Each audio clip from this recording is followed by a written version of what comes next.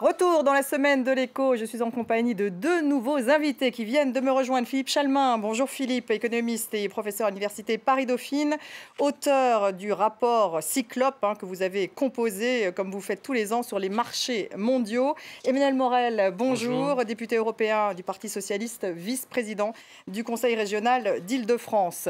Alors en pleine polémique sur son voyage pour Berlin en Falcon avec ses enfants pour la finale de la Ligue des Champions, Manuel Valls dévoile 18 mesures en faveur des PME, prime à la première embauche, renouvellement des CDD, plafonnement des indemnités prud'homales, un Job Act à la française, salué par le MEDEF, mais critiqué par les frondeurs. Alors ces mesures sont-elles susceptibles de créer des emplois? Quelques réactions et on se retrouve ensuite. Si c'était à refaire, je ne le referai pas. Et pour lever toute ambiguïté, tout doute, j'ai décidé d'assumer la prise en charge du voyage pour mes deux enfants, c'est-à-dire 2 500 €. Ce qui me gêne le plus, c'est qu'il a mis 5 jours et il lui a fallu un sondage accablant qui montrait la façon dont les Français critiquaient ce déplacement. Il a mis beaucoup de temps, beaucoup trop de temps, pour réagir et comprendre. Je répète, les réformes, elles sont là. Vous aimeriez que je provoque, que je divise, que je sois Premier ministre pendant 3 mois, et voilà, ça serait du bon Manuel Valls. Non, moi j'ai en charge le gouvernement de la France, et je ne lâche rien sur les réformes. Dans un paquet de mesures comme celui-ci, vous avez des mesures structurelles, ce qu'on fait sur les accords de maintien dans l'emploi défensif, par exemple, qui donnent beaucoup plus de flexibilité au niveau de l'entreprise pour, sur la base d'un accord majoritaire, se réorganiser. Donc ça, ce sont des mesures structurelles. Et puis, des mesures plus conjoncturelles qui servent à faire relancer l'économie. On a pris une mesure il y a quelques semaines sur l'investissement. Le Premier ministre l'a annoncé au début du mois d'avril pour accélérer l'investissement. On fait la même chose pour l'emploi dans les TPE-PME. Emmanuel Morel, on voit bien que c'était concomitant. Alors, on a plus entendu parler évidemment de l'affaire du Falcon que des fameuses mesures. Je tiens à préciser d'ailleurs que vous n'êtes plus vice-président du Conseil régional d'Île-de-France. Alors, juste pour revenir sur justement cette polémique autour de Manuel Valls, pensez-vous que ça va nuire durablement à son image? Non, je ne crois pas. Et finalement, il a présenté ses excuses, il va payer 2 500 €. L'émission d'aujourd'hui, c'est quand même plus préoccupant ce qui est en train de se faire par rapport aux travailleurs de ce pays que ce séjour en avion. Donc j'aimerais bien qu'on oublie et qu'on parle de l'essentiel. Et vous pensez qu'on va l'oublier d'une manière générale? Finalement, on ne lui tiendra pas rigueur? Oui, mais je crois qu'il a eu, pour le coup, les mots justes. Donc je ne crois pas que ce soit le problème aujourd'hui. Le problème aujourd'hui, c'est l'appréciation qu'on peut porter sur les mesures qu'il a annoncées hier. Et là, il y a beaucoup à dire. Là, il y a beaucoup à dire. Juste une réaction sur justement cette polémique, Philippe, avant de passer aux mesures pour les PME. Est-ce que ça va nuire durablement à Manuel Valls ou pas, à votre avis? Je pense que les Français ont une capacité d'oubli assez extraordinaire. Maintenant, vous êtes d'accord avec Emmanuel Morel? Les politiques, moi je ne suis qu'un spectateur, les politiques le savent. La femme de César doit être irréprochable. Bon, c'est une erreur, on lui rappellera, mais entre nous, la droite n'a rien à dire de ce côté-là. Et c'est vrai que passé un certain temps au pouvoir, on perd quand même, qu'on le veuille ou non, le contact avec la réalité, même des gens que je crois quand même assez foncièrement honnêtes, modèle Manuel Valls. Voilà, erreur reconnue, erreur à moitié pardonnée. Alors Emmanuel Morel, revenons justement sur ces 18 mesures en faveur de l'emploi dans les PME, annoncées donc par le Premier ministre mardi dernier. Alors, possibilité, j'en cite quelques-unes, de renouveler le CDD une fois, prime à l'embauche du premier salarié dans les PME, une prime de 4 000 €, et puis il y a un plafonnement des indemnités prud'homales. Alors, vous y êtes très opposé, comme l'ensemble des frondeurs. Expliquez-nous pourquoi. Non, moi, je ne suis pas opposé à l'objectif qui est d'aider les TPE et les PME pour relancer l'activité. Ça, au contraire, je pense que c'est un objectif formidable. La question, c'est comment on y parvient. Et ce que je conteste, pas tellement la prime à l'embauche, mais moi ce que je conteste fondamentalement... La prime à l'embauche, vous pensez que ça c'est une bonne mesure? En tout cas, c'est pas celle qui me choque le plus, je vais vous dire. Quelle est celle qui vous choque? Ce qui me choque le plus, c'est que dans le discours de M. Macron comme du Premier ministre, l'idée c'est que plus les travailleurs sont protégés, plus ça nuit à l'emploi. Moi je pense exactement le contraire. Et puis franchement, ça me choque doublement en tant qu'homme de gauche de voir que c'est notre gouvernement, un gouvernement socialiste, qui va plafonner le montant des indemnités au prud'homme pour des licenciements abusifs. Car on parle bien des licenciements pour cause non sérieuse. Et là, franchement, même la droite n'a pas osé le faire. Mais c'est normal, parce que c'est inefficace d'un point de vue économique, totalement. Et socialement, ça donne un signal que je trouve navrant. Alors Emmanuel Macron dit que ça donne de la visibilité aux PME, justement, à la fois aux salariés et aux dirigeants. Mais vous n'avez pas de chef d'entreprise qui dit « je n'embauche pas parce que si jamais je me retrouve au prud'homme, je risque de payer des montants très importants ». Personne ne dit ça. Ce que dit le chef d'entreprise, il y a deux choses. Il faut reconnaître, il dit « je paye trop de cotisations », ça, ils le disent tous. Et puis c'est trop long, les prud'hommes. Mais il dit surtout « j'ai un problème de carnet de commandes ». Et c'est ça, aujourd'hui, le point central, c'est comment on fait concrètement pour relancer l'activité, pour relancer la consommation populaire.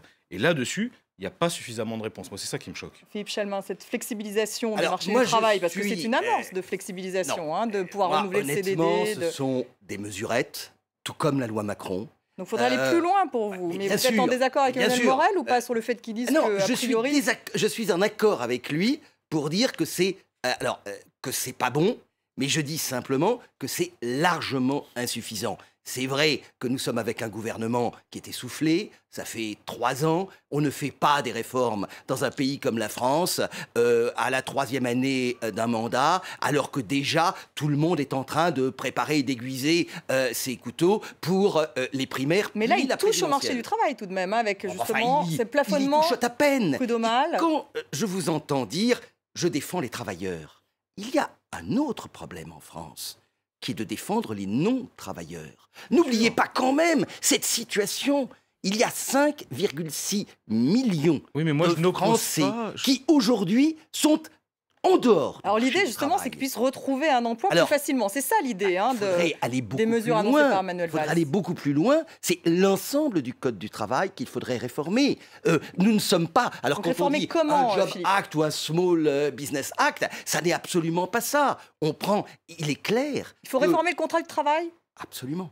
Donc aller plus loin que juste renouveler le CDD. Je pense qu'il faut aller plus loin, car quand on regarde les pays qui ont résolu leurs problèmes de chômage, que ce soit les États-Unis, que ce soit le Royaume-Uni, que ce soit dans un genre différent, l'Allemagne, on est obligé de constater qu'ils ont su rendre plus flexible la notion de travail. Nous avons un système dans lequel soit vous êtes au travail et vous êtes admirablement protégé, soit vous êtes en dehors du travail et vous n'avez rien. Et je vous le rappelle, 5,6 millions de Français sont en dehors du monde du travail, c'est-à-dire autant que l'ensemble de l'emploi industriel français. Vous rendez-vous compte de cela? Alors vous, qu'est-ce que vous faites? Vous défendez effectivement un certain nombre d'acquis. Si on pouvait, bien entendu qu'il faudrait les défendre, mais aujourd'hui, ça n'est plus le cas. Non, mais déjà, première chose, vous n'êtes pas le seul à avoir compris que le problème en France, c'était le chômage de masse. Je suis élu, confronté au mécontentement et aux aspirations de mes électeurs. Mais est-ce qu'il faut toucher au contrat du travail, Emmanuel Morel? Non, il y a un premier problème, c'est que je ne crois qu'il ne faut pas opposer chômeurs et salariés. Il faut essayer de traiter le problème globalement. La deuxième chose, c'est que je ne crois absolument pas que le contrat de travail, que le code du travail soit un répulsif pour l'emploi.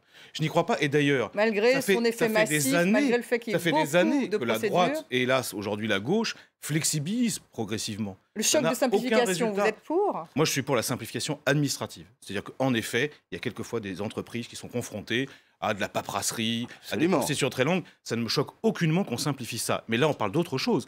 La protection des salariés, pour moi, n'est pas négociable. Et je ne crois pas Il ne faut pas toucher au CDI, c'est ce que vous dites en fait. Bien sûr, et je ne crois pas que le modèle de société, ça soit un modèle où, finalement, les gens soient sous-payés, sous-protégés, et ça créerait l'emploi. Ça n'est pas forcément sous-payé. Ce que l'on demande, c'est une plus grande flexibilité. Par contre, là où nous serons peut-être... J'entendais que vous étiez plutôt d'accord pour la prime à l'emploi. C'est une ineptie. De la même manière que le CICE est un fantastique gâchis. Le CICE est un gâchis, en effet, on aurait pu faire beaucoup de choses avec cet argent. Absolument. Mais le problème il faut arrêter. Prime à l'emploi, pourquoi une ineptie? Mais parce que ce n'est pas c'est pas à cause de 4 000 € versés en 2 ans qu'une PME va embaucher quelqu'un. Il ne faut pas le croire. Donc pour vous, c'est du gaspillage. Vous aurez Emmanuel Morel n'avait pas l'air des chasseurs de primes. C'est-à-dire que j'essayais de hiérarchiser mes mécontentements.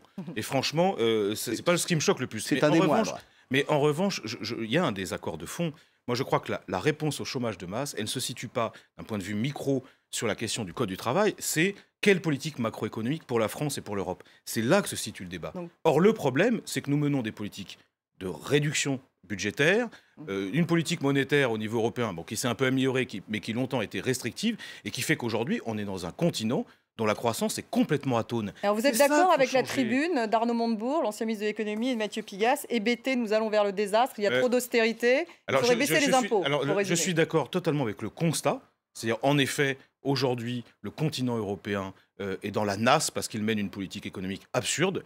En revanche, sur les préconisations, je trouve que c'est un peu court. Et notamment, si la seule réponse aux problèmes qu'on traverse, c'est pour baisser les impôts, je crois qu'on rate complètement la cible. En revanche, une politique de relance sur le pouvoir d'achat, sur l'investissement, ça, à mon avis, ça a du sens. Et il faudrait le tenter maintenant, Ça a du avant qu'il sens, soit trop tard. même dans une économie ouverte, Philippe Je Chalmin. ne crois pas en une économie de la demande. Je vous rappelle Regardez que, le résultat de la je politique vous de rappelle l'offre. il y en a aucun. qu'aujourd'hui, nous Vous sommes... avez dit qu'il ne fallait pas faire nous- le CICE, Philippe, donc il fallait faire quoi? Baisser les charges directement? Très probablement... Non, mais ouvrir la boîte de Pandore qu'est le Code du travail. C'est Enfin, cela. Vous n'allez Si- pas résorber le chômage de masse en flexibilisant un peu plus le marché du travail. Ah C'est ben, pas si. vrai. Ah, Et le Les modèle exemples- à la danoise, les exemples que vous flexibilité avez mais sécurité. donnés, par exemple, bah oui. vous parliez de la Grande-Bretagne ou de l'Allemagne, il faut voir aussi les effets collatéraux. Moi, je discute avec mes collègues allemands et anglais au Parlement européen, même de droite, ils me disent on a quand même un problème, c'est des poches de pauvreté considérables et un modèle social qui s'effondre. Moi, je ne veux pas Mais de ils ça ont retrouvé pour la mon pays. croissance Attendez. et ils n'ont pas les mêmes chiffres de chômage. je ne Un veux pas ça modèle pour mon pays. social qui s'effondre, je ne suis pas d'accord, parce que l'ascenseur social, il fonctionne en France aujourd'hui. Ça, c'est autre chose. Le l'ascenseur drame, social, c'est un autre il est- problème. bloqué en France. Il nous drame reste est que nous n'avons une plus minute. d'ascenseur social. Emmanuel Morel, vous allez voter, enfin vous, en tout cas les frondeurs, vont-ils voter la loi Macron cette semaine, la semaine c'est simple. prochaine, ou Si est-ce que rien le ne gouvernement change, va utiliser le 49.3? Si rien ne change, et si tout ce qu'on a avancé n'est pas écouté par le Premier ministre et l'exécutif, il n'y a pas de raison que nous non plus, nous changions d'avis. Donc, on est dans une situation de blocage. Soit on arrive à une position de compromis, mais ça veut dire que l'exécutif écoute un peu ce que disent les parlementaires, soit de toute façon, la même cause produira le même effet. Donc risque de 49.3, Philippe Chalmin, vous le déplorez, Ce qui ça serait navrant. Hein. Navrant. Écoutez, C'est navrant parce que le 49.3, franchement, surtout venant de la gauche qui l'a tant critiqué. Alors non, mais- votez-le. non mais le texte. 49.3 pour une petite loi qui ne changera rigoureusement rien. Bah ça, je suis d'accord avec Maintenant- vous. En plus, c'est Maintenant, encore plus ce que ridicule. j'attends, ce sont les Bah, donc vous programmes. pouvez le voter si c'est pour- ridicule, Emmanuel Morel. Non, mais ce qui est ridicule, c'est de s'obstiner, comme le fait M. Macron, à vouloir détricoter et détruire des acquis sur lesquels toute la gauche était d'accord précédemment. Merci Voilà. à tous les deux. Rendez-vous le 16 juin. Merci On à verra si le gouvernement va utiliser le 49.3 ou pas. Merci à vous de nous avoir suivis. Restez avec nous sur France 24.